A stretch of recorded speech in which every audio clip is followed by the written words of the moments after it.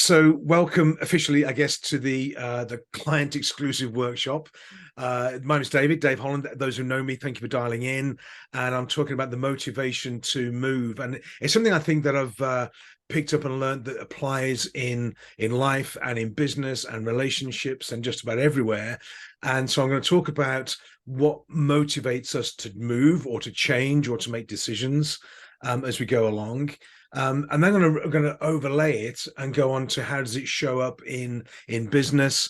How can we use it to get our business moving, maybe in sales or marketing or getting people to choose to come and work with us. So you'll see people clicking in as we go along. We are recording, so everybody dialing in just now, please stay quiet for now, just listen in, and we'll have a Q&A at the end. So Stefan, hi there, good to see you, sir. And I think Joel's joined in as well, so all very good. So just to kick off, and I don't know this, but I'm going to guess from people on the call, we've probably, Lynn and I have probably done the most house moves out of anybody. I think we've done eight house moves in the UK, or 9 house moves in the UK. We've moved across the continents twice. We're now in France on our 3rd house in France. We've moved around quite a bit, and I don't like moving, so I have to have a real motivation to move, personally and professionally. How we've stayed married through all those moves, I'm not quite sure, but anyway, this is a model that we can use to sort of bear things in mind. So Gleischers formula is a start point, and this is it's not exactly a mathematical formula, more of a concept type formula. It starts off with R, and we are all resistant to change. So R is for resistance, and there's a real good reason why we're resistant to change or resistant to making a decision. And the reason is when we make a decision, things have to move forwards, and therefore it's a risk. It may go wrong. And inherently for most people, I think it's a human condition based on survivability, is that we avoid risk wherever possible. We don't like change unless we can see the benefit in it, or there's other things going on. So we have a resistance to change. And this happens in life. It happens in business when we're trying to sell or promote a product or a service. People have an inherent resistance to maybe either do nothing or stay with the existing supplier, or not take the leap of faith to work with us. So resistance is the key thing. And we've all got it on different varying degrees as we go along. We also then have to overcome that resistance. We need to work through the formula. So we have a dissatisfaction with our current situation, our position, our product, our existing service, our existing provider. It might be dissatisfaction with our existing partner or relationship, anything like. We have to have a level of dissatisfaction with something before we can make a decision to move away from it. So we have dissatisfaction on the one side of it. We have V for vision on the other side. And then we have first steps. And what it means is that in order to overcome the resistance we have for change, the D times V times F have to combine to overcome it. So dissatisfaction, vision, and then F is first steps. What are the first concrete steps we need to do to overcome? So real quick, talk about the car. And those who know, we just replaced our car. We've had a car for 8 or 9 years. And my view was, and I sort of got a bit of emotionally attached to a car. And one of my lessons is you never really get emotionally involved with mechanical things. But anyway, so I wanted the car to go on for another few years. I had it repaired and all this sort of thing. And then we took it to the garage, and there's another massive repair bill required for it. And so what happened was my level of dissatisfaction with that vehicle increased dramatically. It went from being 0, I was quite happy with it, and it increased dramatically. But then I didn't know what to do with it. I had no vision. I didn't know what we're going to do to replace it. And as it happens, as sales guys do, the guy sort of saw this and he said, look, why don't you go next door to the showroom and have a look around at some vehicles, see what you like, and we'll do a deal for you.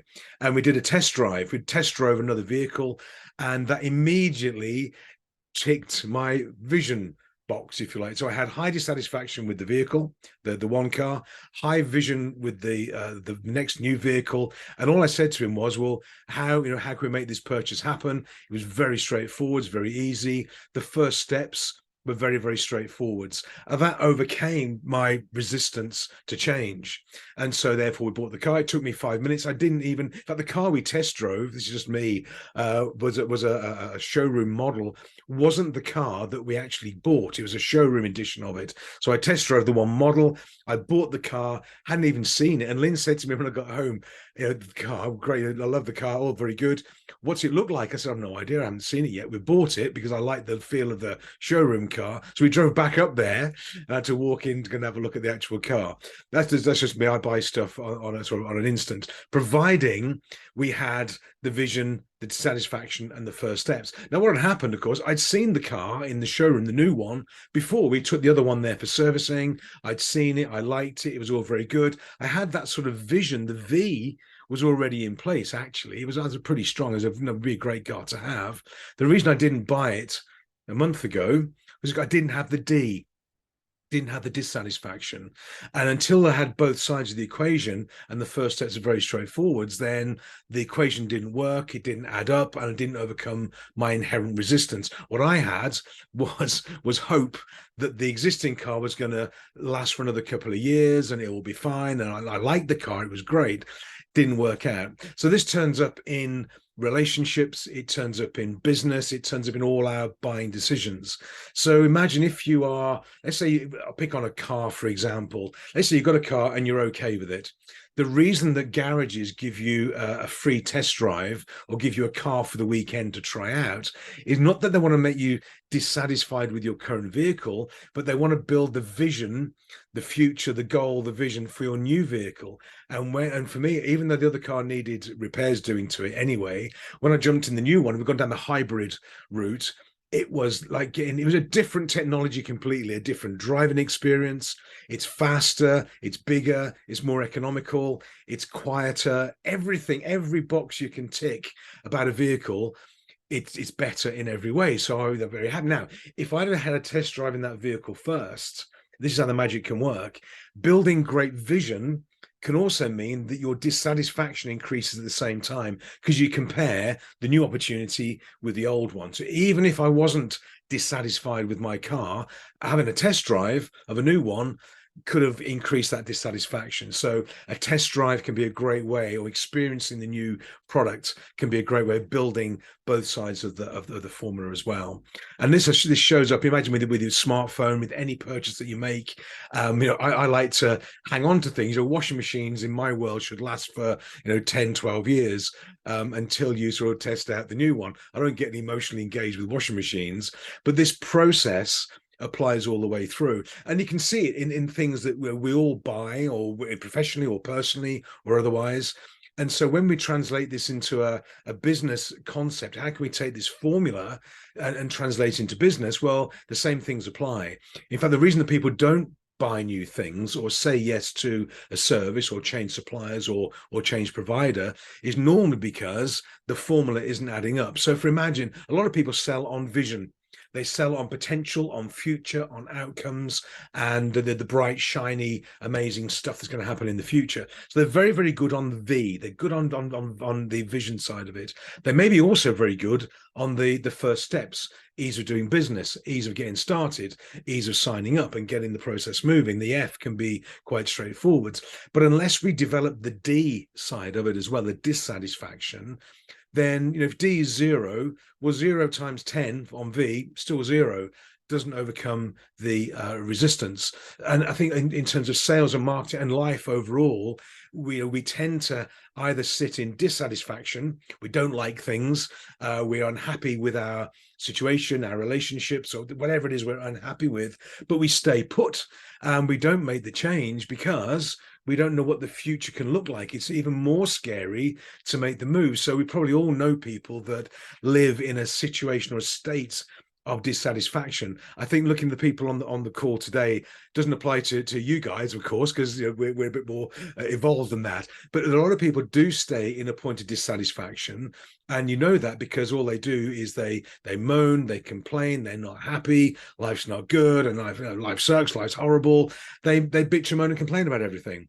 And and they say to people, why don't you change? Why don't you move? Why do you make a decision? And the reason probably is they don't have that clarity of vision. Even if they have a vision, it's the risk of making that leap is so high, they stay put. And so that they stay in this situation. Claudia and I were speaking briefly earlier on about a book that Claudia's publishing, and putting some context on, being doing a bit of an introduction for it, and telling the story about how Lynn and I met. And this was no dissatisfaction particularly, but people stay put until opportunity comes along, and then you come to this life-changing decision. Do you say yes or do you say no? And a lot of people, I think, say no too quickly. They say no, they avoid the change, and they stay in that position of dissatisfaction. The other people you might know, they live in a dream world. They live in the state of the absolute vision, hope for the future. Everything's going to be great next year, next month, next quarter. Everything's amazing. Everything's fabulous. And they have that clarity of vision for themselves, clarity of purpose, and they're passionate and everything's amazing. But actually, they're comfortable where they are. They might not realize they're comfortable. They don't have that level of dissatisfaction, not really, or it's not high enough to make them make the leap. So therefore, people live in one of two worlds. They live in the world of dissatisfaction, where it's always complaining, or they live in this sort of irritating, motivated hope world where everything is amazing, everything's glorious. And I see this. I see this in coach world. Claudia may sort of sympathize with this to a certain extent as well, where there is a tendency for coaches to operate in this fabulous cloud bubble of amazing world and fabulousness, but actually they don't move themselves forwards. Because they don't have the motivation to do it. So it can show up in all sorts of ways. So that's how the formula works. So in terms of sort of motivation and to change and make things happen, we need the D, dissatisfaction, and we need the V. In NLP terminology, it's moving towards or away from. That's where it comes from, heat and light. And there's only two things that motivate us in life pretty much, is we move away from the heat or towards the light, those two things, but we can get stuck as we go along. So that's how the formula for change shows up and overcoming resistance. And there's a very elegant model. It's called the value proposition canvas. And I'll run you through it briefly in a second or two to translate these sort of principles and ideas into a business relationship marketing strategy. And this works with people, with customers, with clients, with suppliers. How do we bring this thing to life? So here's the value canvas. Let's put it on the screen. I'll backfill as we go along. So if you think of the circle on the right represents our clients, our prospects, our customers, or maybe our team members or our suppliers. And there are three motivations that they have on their mind. So they have gains. What do they want to gain? Now, what's a win look like for them? What are the gains they want to get in their life and in their business? Typically, if you like, for most people in business, it's time or money or growth or profitability or something like that. But what are the gains that your prospective clients need or want to make in their business and in their career or in their job? Then we have the pains. What things frustrate them? What things get in the way? What are the things that drag them down? What are they worried about? What holds them back? And this is basically the towards and the away from again. But what gains are they looking to make? And what pains are they experiencing? Those are the two things to really consider. And it's different for everybody in different sectors, different businesses. If you're in the B2C sector, it might be different. Working with clients in the accounting world, for example, Devansh, you see this for what you guys do. You might be in the soap dispenser business. You might be in the toilet roll business. You could be any business at all. But clients effectively have gains, wins they want to make, objectives and targets, and pains they want to avoid. And also then they have goals, what they want to achieve in their business. What are they moving towards? Is it growth? Is it to sell the business and make more profit, more sales, to expand? What are they looking to achieve? Now, this will be different for everybody, but we can map our clients, our prospects, our target market, if you like, in terms of these things. So for Claudia, for example, again, I'm going to guess now, but again, if you're in the matchmaking world, again would be well, finding a life partner. Clearly, that's a key gain. Finding someone to share the rest of your life with, that's the gain. The pains could be having to go through all the rigmarole of dating sites and meeting and Tinder and all that sort of thing, which is pretty torturous. I have no experience of that, as you know, anyway. But there's the pain of people not showing up for a date, or the pain of whatever, short-term relationships, anything like that. And you can quantify these things. And the goal would be to have a stable long-term relationship, travel the world, start a family. That's the overall goal. And whatever business you're in, we can paint this canvas and backfill it. No, maybe we do it for different sectors or different business types, but fundamentally, then we can say this is what our clients buy. And the trick here is people don't buy products. They don't buy a service from us at all. What they buy is a solution to their gains, a solution to their pains, and achievement of a goal. Now, and it doesn't matter what we do. Maybe if we're all trading with the same customers, same clients, if we achieve the same thing for them, they don't care how we do it. So that's what the client canvas looks like. And then our canvas, our value canvas, if you like, is what are our gain creators? How do we enable them to make the gain they want to make? How do we do? What's our service? What's our product? What's our approach? How can we make sure they make the gains they want to make? So if it's meeting their partner, how do we do that? If it's building their sales or their pipeline, or building or developing a business, growing their team, or creating a great leadership team or something like that, what do I do? What do we all do that creates that gain? The second one is, how do we have pain relievers for them? So gain creators and pain relievers. What can we do such that they can avoid going through the pain they've been going through before? And typically this could be, for example, if for business owners, entrepreneurs, the pain could be not having holidays, time, low wages, frustration, not hanging on to a team, not building the business they want to do. It's frustrating, it's tough. And as we all know, I think most of us we're in business ourselves anyway, to a degree. And at some point, we all sit down and think, well, this is just it's ridiculous. I'm going to go and drive a van for Tesco. I'm going to drive a van. I'll go and deliver for DHL. It's easier. Now, we know in reality that's not an option for us, but we have these little pity parties with ourselves from time to time, and we all do it. So if we can figure out what the pain point is, what do we do? What's our service, our offering, our deliverability, such that we create the gains and avoid the pains? And then we have, what is our service? What do we do that is going to achieve that? How do we construct our engagement, our product, our service, our whatever it is, our program? What system have we got that we can present to the client that says, we know you're hurting here. We know here's your objectives and here's what you want to achieve. Here's how we do it for you. Because the blunt thing is, I think for all of us, for Devansh, nobody wants to hire an accountant. No, not really. We love accountants; it's great, but nobody wants one. If I could get through life without hiring an accountant, I would. Nobody wants to hire a business coach. Not really. They don't really want. Nobody really wants to work with a matchmaker. Not really. If they could do without it, they would. But of course, people can't, because we enable gains and we're real pain relief as well. We do that, and so we're not selling coaching or matchmaking or accounting services or financial service or relocation services. That's not what we're selling. What we're selling is the potential for gain. How do they win? The avoidance of pain. How do they avoid losing? And achievement of their personal, professional, whatever goals. And once you have that discussion with people and say, look, we can do this, this, and this, then how we do it, well, then we have world-class matchmaking services. We have a world-class global network of relocations services where we can guarantee this, this, and this. But that's not what people buy. What people buy is the gain, the avoidance of pain, and the achievement of their own personal or professional goals. And the one in the middle here between the two, this is the first steps bit, the F, the ease of doing business. We tried to change venues for an event we're doing over in the UK. So we approached a couple of venues and said, look, we want to do an event for about 25, 30 people. It's going to be in September, October time, this sort of thing. What do we have to do? And to get this event running with one venue, we had to send across copies of our passports, business accounts, photo ID. We had to be changed. Like, right, this was a whole range of stuff we had to do, hurdles to jump over, goodness knows why, so we could be, before they give us a price. Another location, another venue, they just said, yeah, no, you're a UK limited company. All is good. That's great. All we need you to do is, confirm the booking, send us a small deposit, and the room's yours. And it's like, wow, which way do we go?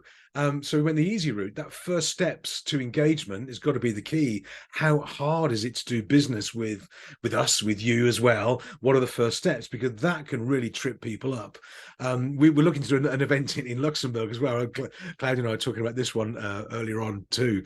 Trying to get an event in Luxembourg, trying to get a venue just to respond to the inquiry.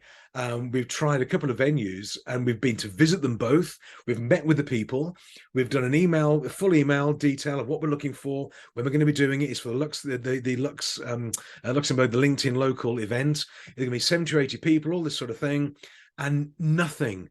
So one of them has put me on their newsletter list, which is great, but they haven't responded to an inquiry. There are no details. They're not playing ball. Doesn't matter who they are because we're recording this thing, but it's like, we're not going to use them, so we'll find somewhere else. So the first steps can be really tricky when people want to, when they sign up. Don't make it too difficult to do business with.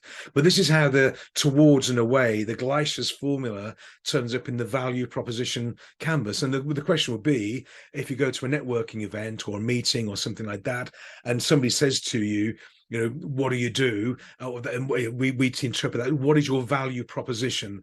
What is your value proposition as a business? If somebody says, what do you do? And you say, I'm an accountant, and we love accountants, so I'm not picking on you. But if you say you're an accountant, if you say you're a business coach, I guarantee people are going to glaze over and walk off and avoid. If the value proposition is where you're talking about the gains you enable people to make, the pains you enable people to avoid, and the goals you enable them to achieve, and then you tell them you're an accountant, you're a matchmaker, you're a relocations, you're a coach, you sell toilet rolls or soap dispensers or whatever it is. It doesn't matter. They're not interested in what we do. They're interested in what we deliver for them. It's the sort of what's in it for me syndrome. So from a value proposition point of view, it may be, if you look at the value canvas, I guess, even for people on the call here, it might be the same for all of us. It could be very, very similar thing. We have to interpret it differently. But if we start off with that gains, pains, and goals, that's where the value proposition can come from. So when you're developing the value proposition, what should you start with? What do you start with, the gains, or do you start with the pains, or do you start with the goals? And I don't think there's a particular science to this. For me, I would start with the pains because people tend to be most used to that. They're good with bad news. A lot of people maybe aren't particularly happy in their business or their career or their team or their structure. They understand it. So identify the pains, and what that does, that demonstrates we know, we get it, we understand, and you're not alone. This is what happens. We get it. I understand this is how it goes along, but we understand the pains. But then we go to the gains. How can we win? What the benefits? What's the outcome going to look like when we do this? How do you win? How do my clients win as a consequence? And so that they achieve their personal, professional, corporate goals as a consequence. So I go pains, gains, and goals when I'm working through, and I would then just match my services, my offering to suit. And when people say, what's your value proposition? We need to have that phrase out there ready to go, that what we do is we understand that people struggle with. So let's say in my world, pains, time, team, and money. There's three key areas that most people struggle with in business. Not enough time, working too many hours, team, haven't got the team they need, or the team's not strong enough but not performing well enough, or money, they're not making enough profit or sales or growth or cash. Therefore, those are three key areas. So the key gains that we enable people to make is we build a better, stronger team for them, build their sales margins and profits for them, and make sure they can have weekends off and not the hardest working person in their business. That is the pains identified, the gains associated with it, and then the goal, so that they can achieve their, the vision they started the business for in the first place. Maybe they want to build, grow, and sell it, build, grow, and franchise it, build it, retire, go and get a yacht in Monaco or something like that. So that's how I would approach it. But it uses the formula, the Gleischers formula, which is a proven sort of motivation toolkit, if you like, to focus on it. Don't tell people what you do. That's I've learned that over the time. Somebody said, what do you do? I'm a business coach. End of conversation. And the way I would approach it is somebody says to me, well, what do you do? I would phrase this whole conversation into like an elevator pitch type, if it's face to face. And I'd go back with a question and I'd say, well, you know how most people in business struggle with three things, time, team, and money. And they go, yeah, because most people in business do at some point struggle with time, team, and money. Well, I fix that. We have a program of programs and products and services that means you're going to get weekends off, get the team you always dreamed of, and make more money so that you can build your lifestyle you wanted, and have that sort of conversation. Now, what they say then is, well, great, how do you do that? I haven't told them yet that I'm a coach. I could be an accountant. I could be in the relocations business. Then when I've got them interested in avoidance of pain and potential for gain, only then would I say, well, look, what we have is a number of programs or products or workshops or events or something like that that will enable you to get there. But because I've got them interested, hopefully, in the avoidance of pain and the potential for gain, then we look at their goals, what they've been shooting for. And then when they say, well, how do we get started? It's really easy. We just book a date in the diary, have a meeting, sign the agreement, bang, bang, bang, away we go. No sort of, don't send me a passport and your blood samples and that sort of thing. Very straightforward and easy, but it's really focusing on the D. So the D is the pain, the V is the vision, and the F is the first steps, ease of doing business with you as well. So that's how it tends to translate across from the Gleichers formula towards and away from heat and light into the value canvas. And this is something as well. You can download the value canvas. Just Google value canvas or something like that. These images are all out there. It's a well-recognized model, tool, and template. I don't have copyright on it. I've made one up that fits the model, but there's all sorts of bits and pieces out there. I'll send you the PowerPoint slides anyway, and you can have a play with it. But it's just literally, you can draw it, do your circle, gains, pains, and goals, and then gain creators, pain relievers, and service, and see if they match. So for what we do, for example, we have 3 or 4 of these in the business. So we have one for corporates because they're different. So we have corporate executive coaching, I would call it, working with CEOs and managers. We would have one for entrepreneurs, business owners. I then have one for workshops and events that we do, and another one for keynote, doing keynote speeches and presentations, that type of thing. And the outcomes and requirements are different for each. So we may have a different requirement for different target markets, maybe in the accounting world, different types of customers, different sectors. And maybe in the matchmaking and dating world, maybe there's a difference, and I don't know this, but maybe there's a difference between, men and women want different things, maybe different gains, different pains, and maybe different goals. So we can build different constructs around it and then be really clear. Is what we're offering, is our gain creators, do they really tick the box? Do they actually tick the box of whatever it is? And do our pain relievers actually cure the pains or the frustrations that our clients and prospects have? And if they do, well, then it's a good fit. And when you know when it's a good fit, because when you describe this to people and prospects, they don't say things like, I'll think about it, I'll come back to you next week, let me sleep on it, all this sort of thing. They go, yeah, you're talking my language. They resonate with it and it makes sense to them. And therefore they go, yeah, this is great. How does it work? How do we go about it? How do we move on from this? First steps, and away we go. And sometimes they won't care. That's not true, but they're not so bothered about the technical details of the service. I'm pretty sure, Devansh, in the accounting world, most of your clients, they have no idea how you do what you do. Not really.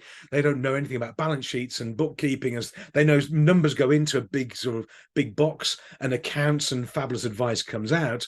How you do it, they don't really care. They're not interested. All they want to know is it on time, accurate, good advice, protects me from tax, and moves my business forwards. If you can do that, you go and do your thing. They're not really interested in that. So don't get too hung up on the details from this point of view of the product or the service, providing you know that it works.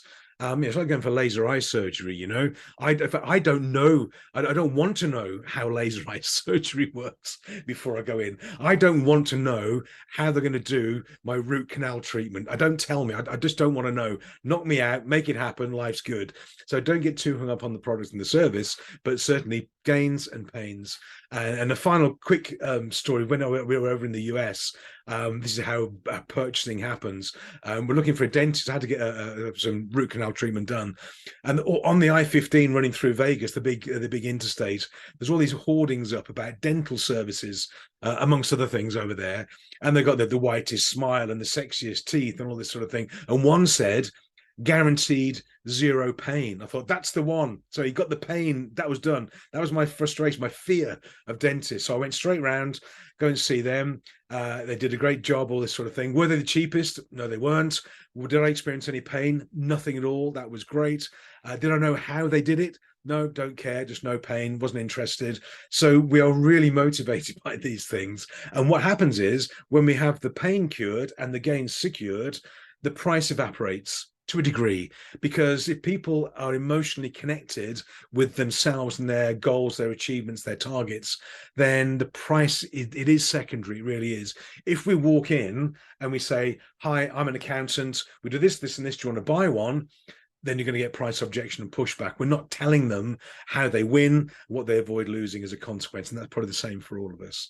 So that's the value canvas. I'll send out the slides. You can have a look at it. If you Google it, it's a value proposition canvas.